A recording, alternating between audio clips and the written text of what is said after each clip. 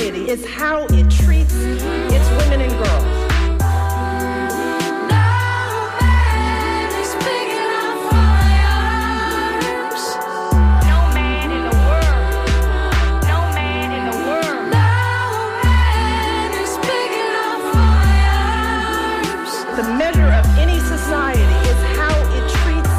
It's women and girls. We create the smart, powerful, creative, accomplished young women. We can fight. I'm here because of you. I'm here because girls like you inspire me.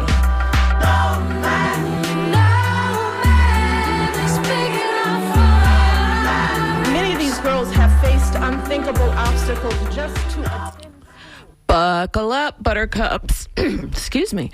It's another episode of Surly Voices here on WMNF Tampa 88.5. My name is Liz. I'm one of your hosts. My co-host Maria is joining me via Zoom. How are you this morning, Maria? I'm doing okay. Hi, Liz. How are you? Well, I never thought that the slide into dictatorship would be so fast, but here we are.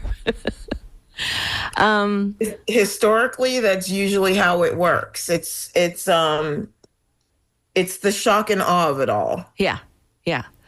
And complete escape of the voice of reason. Right. And that's exactly what's going on. I wanted to touch on the First Amendment because everybody seems so focused on the Second Amendment that we kind of just left the First Amendment in the dust, particularly freedom of speech, because a lot of people don't understand what freedom of speech actually means. It doesn't mean that you can't sit in a public square and have debates with 19-year-olds. That speech is protected as long as you're not inciting them to do anything. And so the First Amendment, freedom of speech, was put first into the Constitution because you have to put yourself back into the time frame. America had just broken off from England. They had just gone through a Revolutionary War. They did not want the government telling people what they could or could not say. And so the First Amendment doesn't apply to your uncle at Thanksgiving who says every racist thing in the world. He can say that if he wants to. Now, the consequences of that are, maybe he gets booted off the Thanksgiving dinner table. Maybe he gets to go and have Thanksgiving by himself without a plate. And but when the government says you can't say that, that is violating the First Amendment.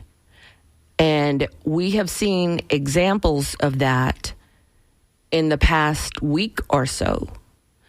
After Charlie Kirk was shot, we had, everybody and their brother, reporting teachers and stuff. Now, that, with a private employer, that, the private employer has every right to fire their people no matter what the cause in most places. Well, in Florida anyway. In Florida, if they don't like the way your hair looks that day, well, they can say goodbye and, tough luck.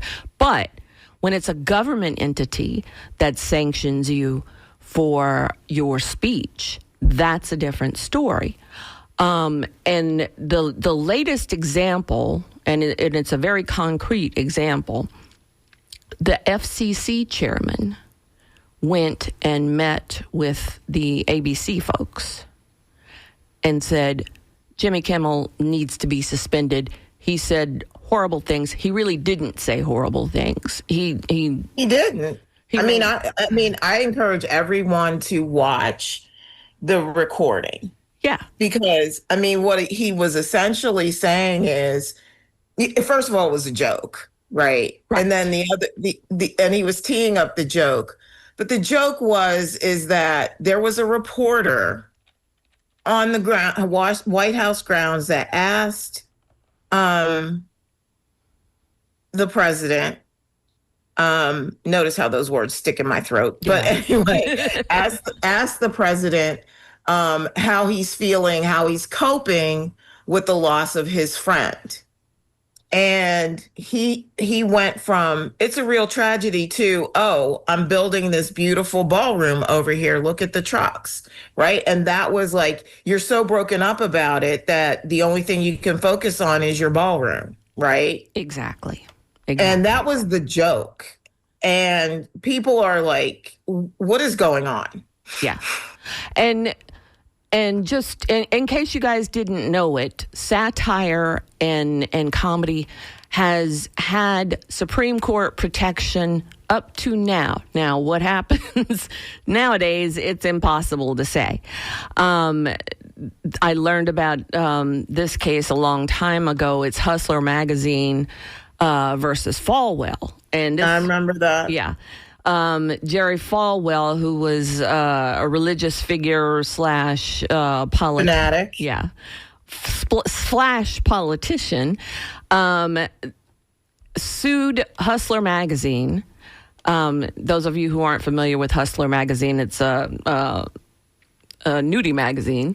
And so Hustler Magazine had posted an article about when Jerry Falwell lost his virginity, and it included an outhouse and Jerry Falwell's mother, and Jerry Falwell just was irate, and so he sued. The case went all the way up to the Supreme Court, and the Supreme Court said, and this was a unanimous decision, by the way, that public figures can't recover for intentional infliction of emotional distress without showing that the offending publication contained a false statement, and that this ad that they put in their magazine was so outrageous and so, beyond the shade of any kind of that anybody could potentially take seriously, that it was satire. And so that's the latest example. Is FCC chairman goes to ABC and he says, Jimmy Kimmel's got to go. He's got to be suspended. And so ABC caved. Because you have to think, all right, why aren't these companies, strengthening their spines and standing up to this? It's because they have money and they don't want to lose money. That's why. There's probably more to it that Maria will tell us about in a second, but that's primarily the reason. They don't want to lose money, so they're not going to stand up. The Washington Post, their byline is "Democracy dies in darkness." They had, of course, it also dies in the hands of oligarchs. Yes. And so they fired Karen Ataya because she wrote something that was fairly innocuous about Charlie Kirk. It's like, how did this Charlie Kirk guy, and why did this Charlie Kirk guy get such a dogmatic following with the MAGAs? And so you think about it, and it's like, well, okay, he was one of their major recruiters of young people. And with him gone, who steps into the void? So that, and the MAGAs will do whatever Trump and Vance or that ilk tell them to do. And so it's like, oh, well, NFL teams must have a moment of silence. And so it's like, what? This dude wasn't a football player. And by the way, remember Colin Kaepernick? He very, quietly took a knee during the national anthem, and he lost his whole career. So make it make sense. It goes back to last week's show when we were talking about the hypocrisy of the right. Oh yeah, it's bad when you do it, but when we do it, it's okay. And so that is the topic of the day: hypocrisy 2.0 / free speech ? If you want to join the conversation, you can give us a call at 813-239-9663, or you can email to dj@wmnf.org. What are your takes on all this, Maria? First of all, I really have like a sense of urgency around the need for critical thinking. Yes. Right? Because a lot of this isn't making sense, right? And you and I and Donna talk about this all the time. It's like, how did we get here? And how is it that I'm finding myself agreeing with people that I never thought I'd agree with, Candace right? Owens, yeah. It's like insane, right? Not that you agree with everything, but here's the thing, right? I will not deify this person. Right. Or any person for that matter. Exactly. Right? And I will not lose my sense of like foundational sense of moral courage and what is right and legal for all of us. And what I've been struggling with even before this, right, was the normalization of the extreme right. And I think I talked about this last week. There is this normalization as if these extreme personalities on the right are somehow normal, half the population, and just not as fringe as they actually are demographically. They are literally fringe, but we have normalized them to the point, and we've shifted so far to the right that unreasonably so, that like these people are doing mental gymnastics to make every effort to blame someone other than what the obvious is. Right. Right. And at some point, we have to have a real conversation about, like, what's the common thread? And I talked about this last week. What's the common thread through all of this? Right? And we could talk about gun violence, but we don't want to talk about gun violence because what? Second Amendment. Right. Right? And the very words that came out of this person's mouth, I'm sorry, are things that he lived by. Right? Right. A few deaths, that's the price to pay for the Second Amendment. I keep going. I go back to Jim Crow and lynching, when families took their children to public lynchings of Black people and watched not just the body lynched, but burned. God. But they took their children there. Right. Right. Watching, and this is a person that advocated for public executions, right? Like, how at some point we have to find our sense of decency.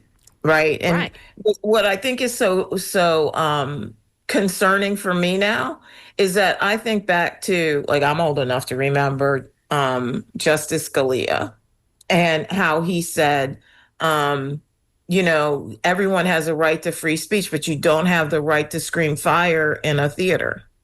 Right. Right. There are certain things that we just have to have a community agreement on, and the community agreements are not one-sided. And what I'm seeing right now is just one-sided. Like, I get to say whatever I want. I get to cause as much harm as I want, as much physical pain, trauma, or emotional damage as I want, but I will shut you off. Right. That's exactly what's going on now. So we've already got callers. Let's talk to Chris in Clearwater. Hi, Chris. Hi, good morning. Yeah, I see that there's a big trying to rewrite the narrative about Charlie Kirk's recent months and he did say some terrible things, but he was being de-radicalized away from Israel very, very much. And that is something that Netanyahu is trying to lie about, apparently. I think it's very important to, well, one thing I noticed that Candace Owens, being a friend of Charlie's, is really doing a good job of reporting on things like TMZ saying that Tyler Robinson didn't use their platform for planning whatever he did, and that there are messages that did not appear to be coming from Discord. So I encourage folks to check out TMZ's September 12th report on that Candace talked about. And, she's pointing out a lot of things like, in September, August 13th this year, Harrison Smith tweeted out, quote, "I'm not going to name names, but I was told by someone close to Charlie Kirk that Charlie thinks Israel will kill him if he turns against them," end quote. I don't have any evidence implicating them, but many are pointing out that the motive of divide and conquer, since Charlie Kirk was starting to criticize AIPAC and that Epstein is or was a Mossad operative, and started to condemn the genocide in Gaza, where he flipped his position on that. And so many other things about Israel he's been coming out against. But Candace is saying about 2 or 3 days ago that Charlie was fighting for custody of himself. I wish he had just stepped down and not felt pressure, the peer pressure of his donors. But Candace is saying he's got billionaire donors who are angry at him. And I just hope others research this info to be more comfortable to tell others about it. Because, we have the anti-expansionist, anti-Zionist left not agreeing with the anti-expansionist, anti-Zionist right, or us independents, as to what Charlie's legacy was in these past recent months.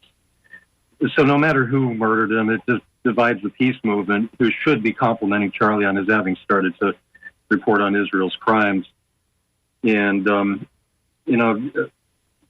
Charlie was demanding transparency on Epstein and AIPAC, and having issues with Trump, telling Trump to not invade Iran.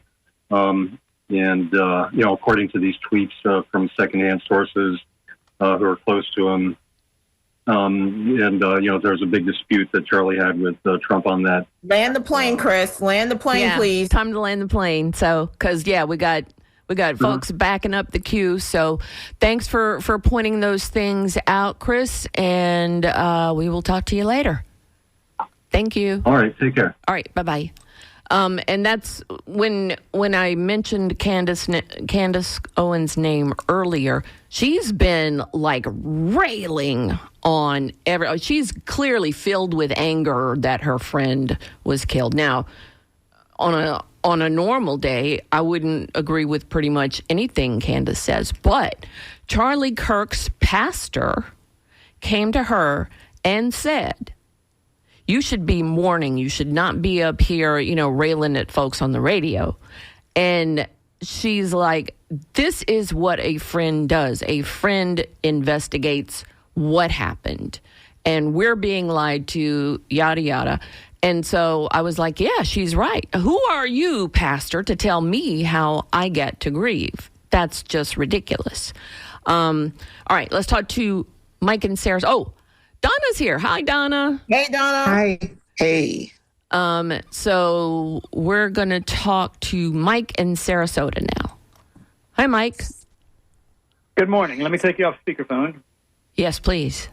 Thank you for taking my call. And I just wanted to respond directly to your question about what's going on with the Charlie Kirk, with the persecution of Charlie Kirk critics. And I would just like to take us back and look at the big picture. The Trump and the maggots have a long-time strategy whenever they're faced with criticism. They attempt to delegitimize those critics as being bigots, anti-American, communist, or sick. And just brief examples on this. The pro-Palestinian protesters on college campuses were characterized as being violent and anti-Semites, which is, of course, a false claim. The Kirk critics in this case are labeled as stick and lunatic. And judges who issue decisions that Trump doesn't like are called radical left-wing lunatics. Yes. So it's just all part of a smear campaign that Trump and his people do whenever they get criticized. Now, one point I would want to mention is that unfortunately this also happens from both sides. I mean, I think they've taken a page from other people's books. For years, I mean, the Israel lobby has labeled anybody who criticizes Israel as a sick bigot and anti-Semites. Also, however, on the left, there have been many accusations of racism leveled at people for things which, to a lot of people really didn't sound overtly racist. So I think what we're looking at is again, just to sum, this is a long-time tactic of just smearing your critics with unfair libel. All right. Well, thanks so much, Mike. I want to point out that we as white people are not the judges of whether something is racist, because we're not the ones who are affected by racism. And so there are things even today, I might say something that can be taken the wrong way. And then it's like, oh my gosh, that's not what I meant.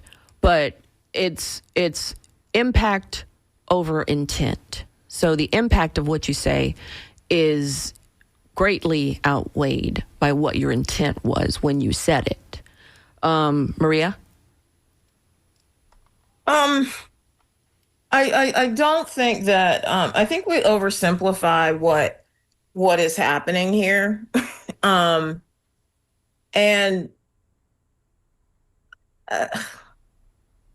What I think is a real concern of mine is there is a common denominator. I don't care what wing of the bird we're talking about, right wing, left wing, or whatever. At the end of the day, they're both wings of the same turkey, and his name is white supremacy, right? Like the Cato Institute, which is not anywhere near left wing at all, right, did a study on who is the greatest perpetrator of gun violence and political violence in this country.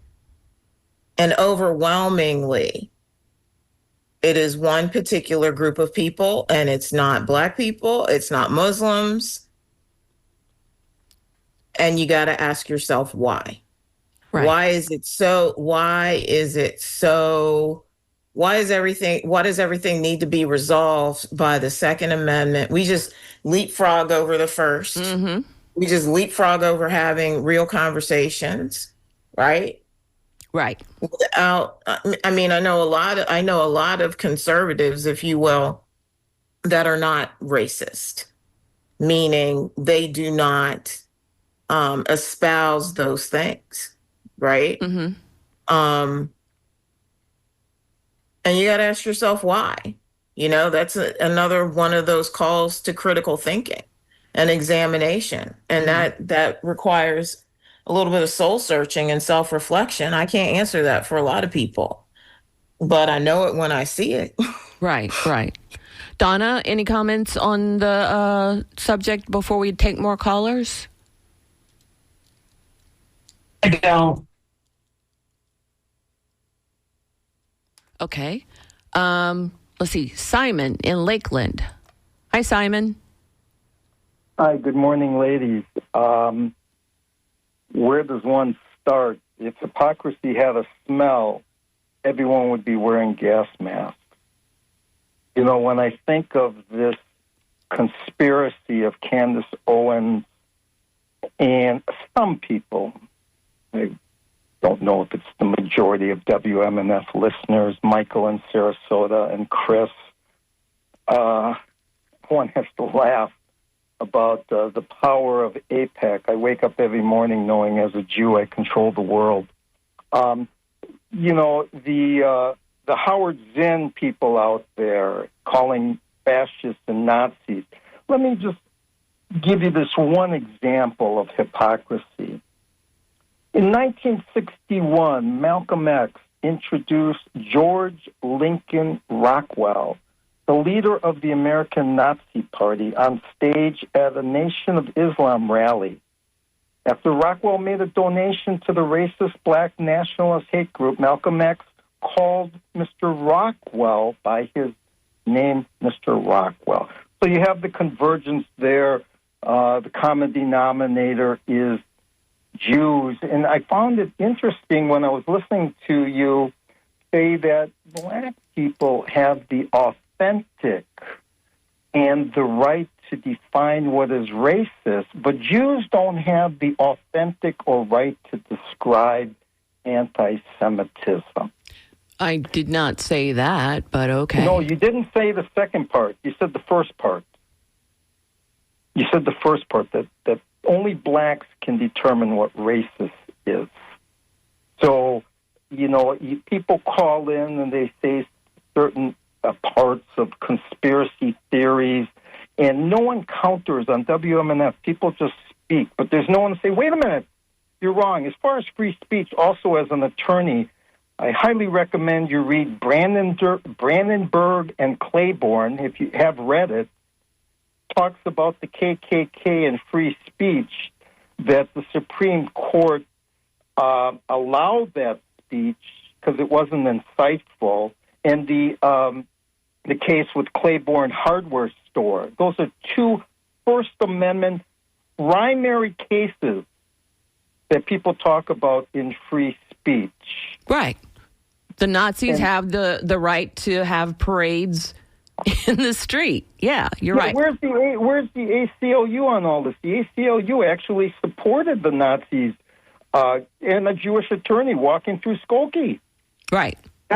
Yeah, but where is this? The fact with Jimmy Kimmel being let go, that was a misinformation, calling the shooter, Tyler Robinson, a MAGA supporter. I don't think the evidence has come out, and that has been representative of who this individual was. In fact, quite the contrary, with casings. And I had this discussion who was interviewed on WMNF. Simon, I'm going to have to let you go because the queue is backed up. That's fine, but, WMNF needs to get someone on the radio that can... Absolutely not. We're done here. Done here. We've taken up more than your share of the time. All right.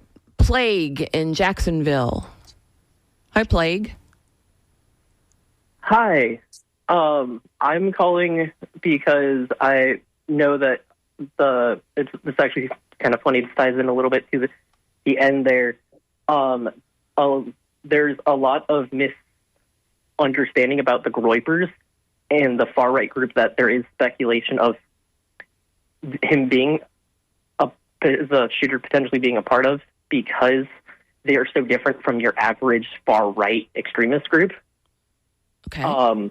They're not your typical, Christian nationalists that you tend to see with the majority of the MAGA movement. They are nihilist, black pill accelerationists.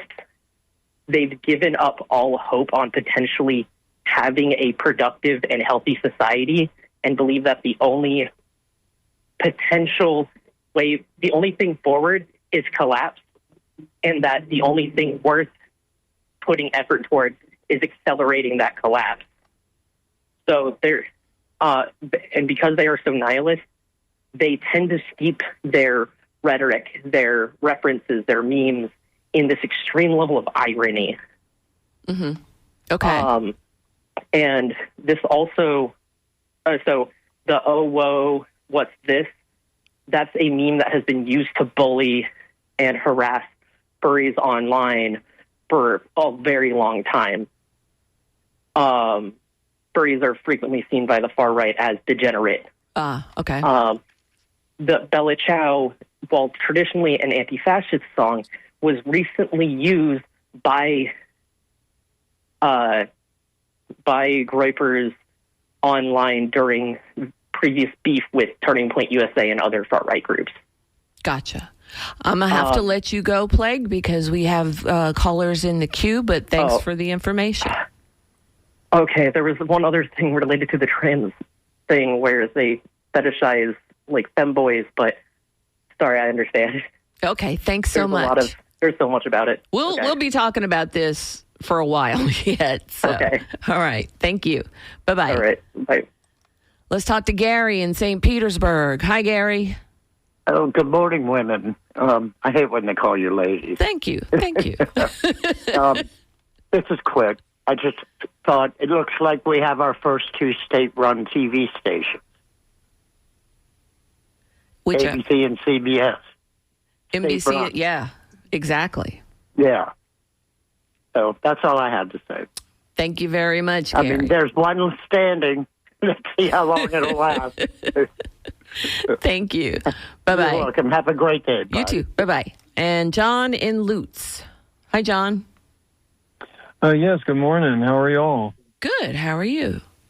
Good. I just happened to be leaving the big protest out in front of MacDill and heard some discussion about anti-Semitism. And I wondered, I think there's been a lot of distortion of the term. And I wonder, I have a feeling that most people don't understand that Semites are all the native indigenous peoples of the Levant, which includes all Aramaic speakers, including, those that speak Arabic, and that include the Palestinians. So anytime that somebody criticizes Palestinians, I don't think they realize they're being anti-Semitic. Okay. I'm sure that Simon would take issue with what you just said, but I think technically you're correct. Donna and Maria know far more about this particular subject than I do. Yeah, so. It's definitely the definition. I mean, you can. No, I know it's the definition, but in practice, yeah. So yeah, I think they're totally distorting it to be, anything that's negative against Israel, because even the ADL, I attended a speech, and even the ADL said that their criticism of Israel is not anti-Semitic. To be anti-Semitic, you have to criticize either the Jewish faith, the Jewish culture, or the Jewish race. It is not criticism of Israel. Right. Okay. Well, thank you so much for calling. Bye-bye. Have a great day. Bye-bye. Okay. Maria and Donna, any wrap-up on this batch of callers? No. Go on, Donna. No, I said no. Okay. All right. So yeah, Candace Owens, I don't take much that she says with a grain of salt even, but she has been very, very, very vocal and very aggressively vocal about avenging Charlie Kirk. The contrast, I think, is the grift that's going on. Turning Point put up a GoFundMe page pretty much immediately. And so it's like, okay, wait, why are y'all raising money? This doesn't make sense. But they're capitalizing on the death of their leader. And so it's, in questionable taste from my perspective, but certainly if you look at it through a capitalistic lens, it's the perfect time to be raising money. Maria, Donna, any thoughts on that? The reason why I have so little to say this morning is because I'm worn out.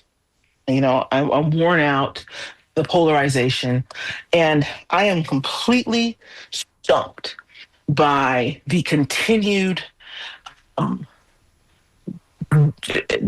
revisionist narrative around who Kirk was. Yes, exactly. I'm equally stumped. And so listen, I always say most white people, generally all white people are racist, right? The same way most straight people, almost all straight people are transphobic, right? Cisgendered people.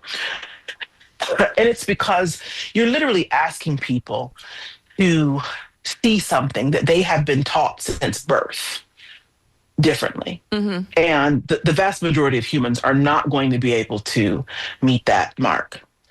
So we're always working against it. And Black people too, like everybody's racist because we're working against these ideas that have been, that's all we're swimming in the soup. We're gonna be soup flavored. And so even Black people internalize racism. All people of color internalize racism. But to see this, Charlie was a Christian man. Has me just so confused, and it's pouring into this show where I really can't even speak because I knew I lived in a racist country. My God, I was born in the South. I was born in North Florida. Duval. Yeah. So naturally, I know where I am. I'm oriented fully to place and time. But to see people actually, and not only that, the liberals, and this is the way I explained it to my son last night, Liz. The liberals like Gavin Newsom who are saying we must continue Charlie's work. Although I understand that he was trying to frame it, he was trying to speak out of both sides of his neck, although I probably shouldn't say that's too soon.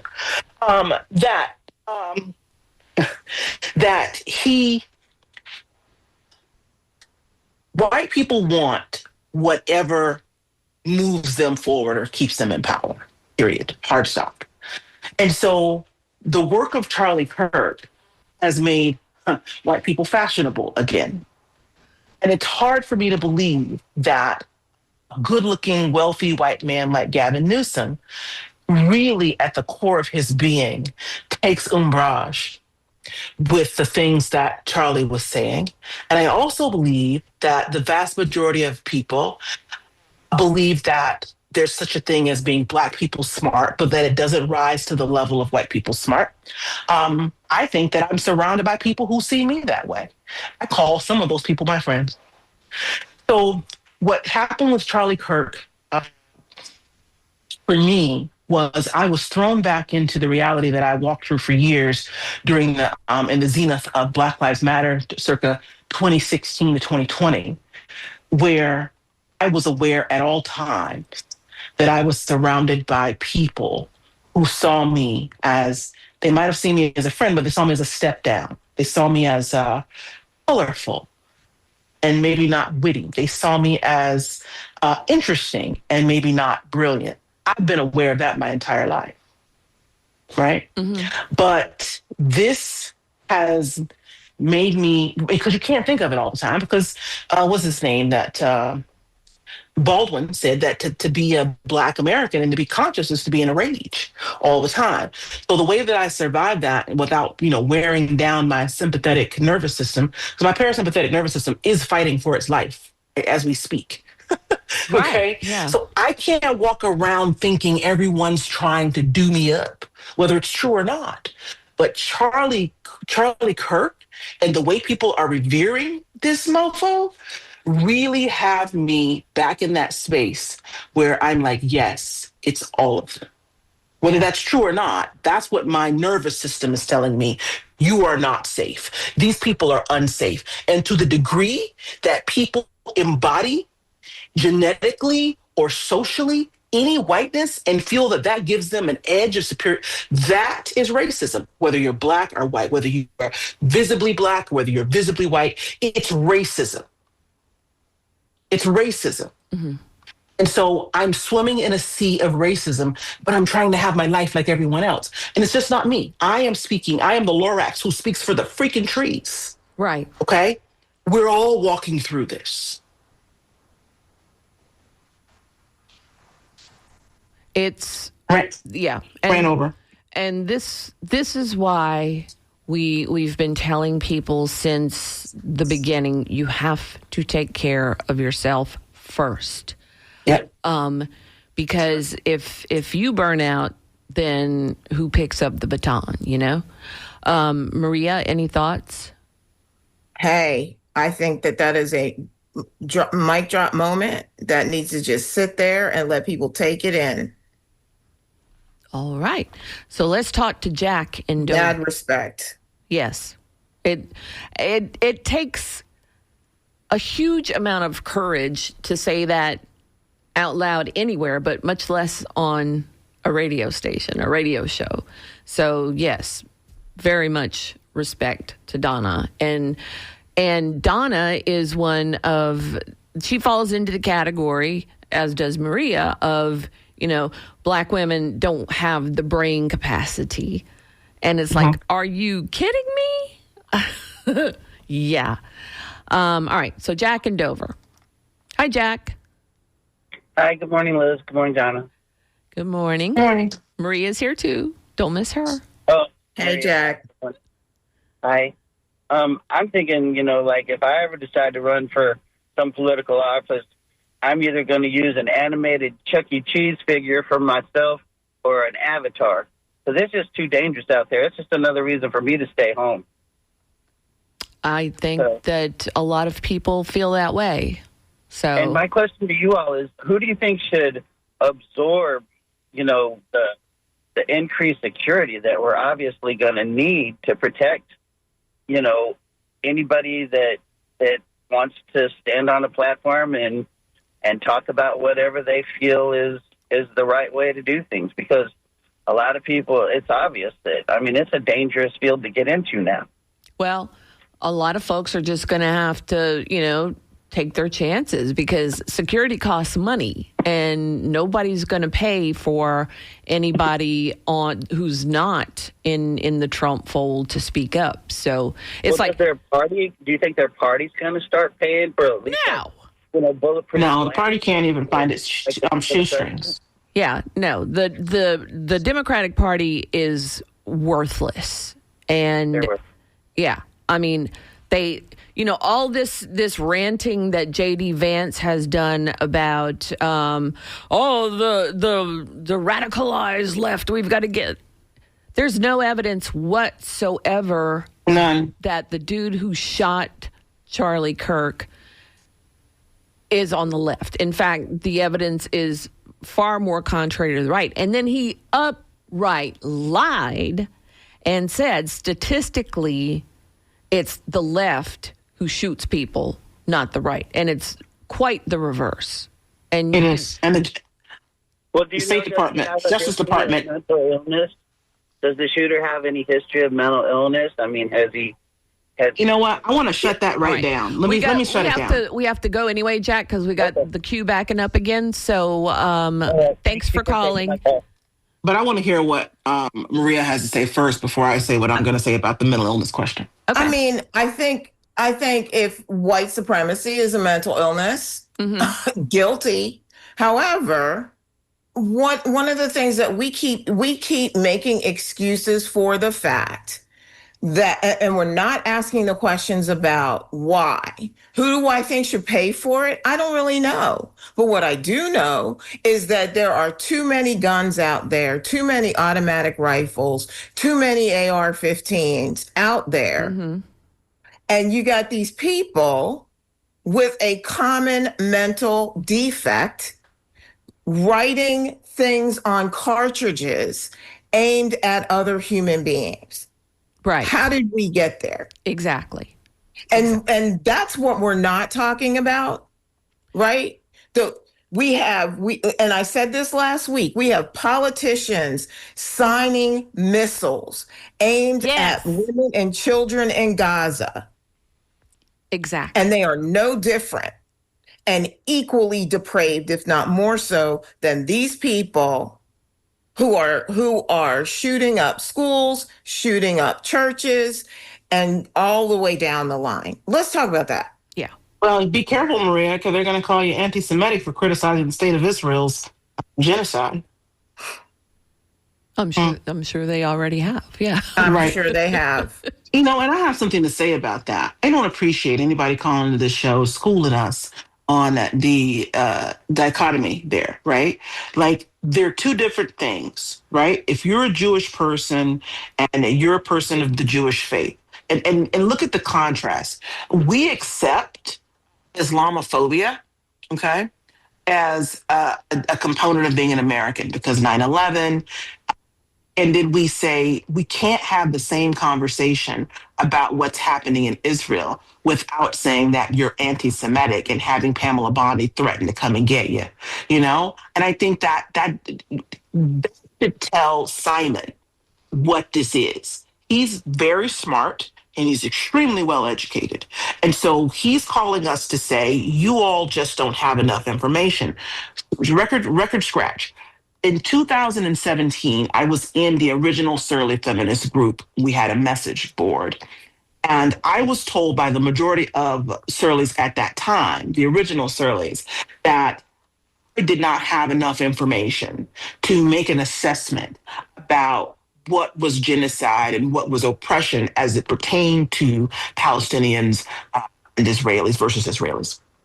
Roll forward to 2025, and there's a suggestion on the table that the darling, quite probably next presidential contender after Vance, Charles Kirk, was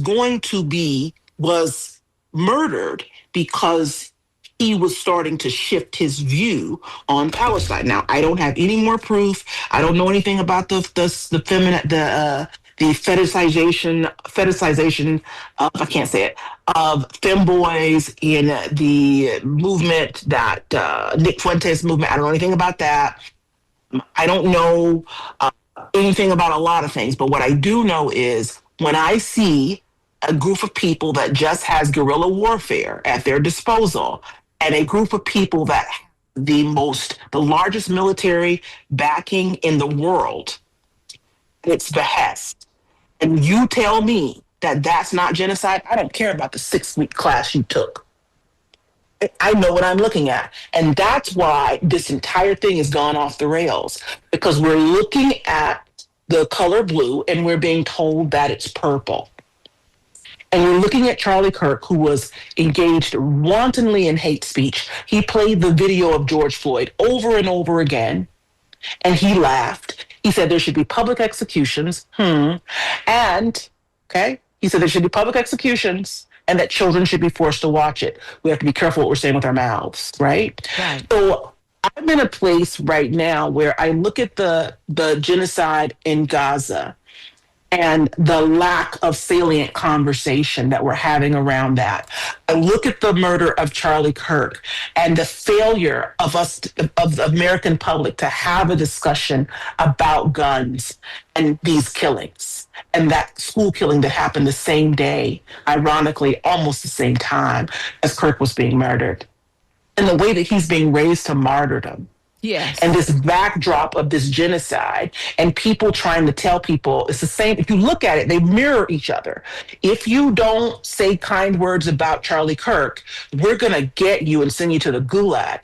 If you say that genocide is happening in Gaza and the Israeli government is responsible for it, not Jewish people, not the Jewish faith, not Jews in Brooklyn, but the Israeli government and the people who keep them in power are responsible for it, they're going to come and get you and send you to the gulag. You see what's happening here? This is the rise of fascism by any other name. Right. People should be stressed out about this. But I suggest, but with the media coming in, right? The Fourth Estate is saying, you know what, guys? This isn't, he was political killings. What? Yeah. What? They jumped on that train immediately. Everybody. And it's like, you don't, and some people that I hold very dear, and it's so disappointing to see that was the first thing they came out with was, oh, this political violence needs to stop. And I'm like, you don't know that this is political violence. There's no evidence whatsoever. And then it was like, oh, well, it was the left. They said that in Congress. We talked about that last week. And there's no evidence of that. And as it turns out, as it unfolded, the incompetent director of the FBI keeps losing evidence because it points exactly in the other direction. So, the last thing I got to put this in there before, because so we're at 9:56. The different language, same crime, is also at work when we talk about crime in general in America. Charlie Kirk went on and on and on about black on black crime and black on white crime. And when black people commit a crime, they're portrayed as inherently dangerous. They are morally deficient or corrupt, or they're born criminals. when white people commit crimes, they have mental illness, Yes. they were troubled, Yes. something went wrong. He was, by all intents and purposes, this all-American kid. You never hear them talk about, even if a Black person defended themselves, like the woman up in Jacksonville. Exactly. Just firing warning shots into the ceiling, snatched away and given 20-year sentence, which they had to fight to get her out of. Mm-hmm. So every time I look at it, the double standards, I see the double standard with the Palestinians and the Israelis. I see a double standard with Kirk being a martyred victim of political violence, right? Yes. And not someone who aided and abetted the divisive format and engaged wantonly and irresponsibly in hate speech. And now they're revoking speech as a consequence of his murder. And now I want to be clear. I'm not going to say I'm not celebrating Kirk's murder. You can think whatever you want to think. They can come and take me away. I don't care. Someone's got to speak this. Yes. All right. So we got 2 callers and then no more callers after these. And DJ and Brandon, you got 1 minute. Hello? Hello? Can you hear me? Yes. What was the topic? I don't know. Buddy, we don't have time. We got 1 minute. You're going to have to call us back. We're not going to, you have a question, you say your question. If you don't have a question, call us back next week. What's the next caller? Lenny in Gulfport. Hi, Lenny. Hi, and I'm very grateful for your show. Thank you very much. I just sent you a text concerning a lot of Jews in Israel and in the United States are very opposed to what's happening in Gaza. It is an atrocity, many atrocities. We definitely need to talk more about that. And there are many Jews who are very much opposed to what Israel is doing. As far as Charlie Kirk goes, everybody forgets about the first clause of the Second Amendment, which states a well-regulated militia being necessary for the security of the state. And please explain how anything that's been happening is making us more secure. Okay. So that's your minute, Lenny. Thank you so much for calling. I would go through these emails, but somebody's been reading them, so I don't know where we left off. Let's see. Jerome says, I love this show, my favorite, and it ain't even close. Thank you, Maria, Donna, and Liz. Thank you, Jerome. Thank you. Let's see. That's just Lenny that I talked to. Let's see. There are many Jews. Yeah, okay. There are many Jews who are very opposed to Israel's attacks in Gaza. Please see jstreet.org. Let's see. Dear Surly Feminists. If a man is murdered after allegedly expressing concern he might be murdered by only a single party, that party should be examined. And upon examination, all right, this is going off the rails. Okay. Right. Let's see. Well said, Lorax. That's you, Donna. That was good. That was good. Thank you for that. So I'm feeling all the feelings, y'all. All the feelings. Could you please make this the last show about Charlie? The guy spewed hatred for profit, and that hatred returned to him in the form of violence. He wasn't a person who should be revered or martyred. R.I.P. Charlie, but your 15 minutes are done. Just because you do not agree with what someone says does not make you a racist. Plus, racism is discrimination. All right, let's see. That y'all need to be shorter with your thingamajigs, with your responses. Just another cult, leftover gamers who never grew up.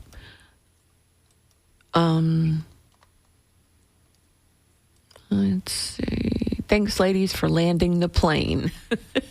I give Maria credit for that one. Yeah.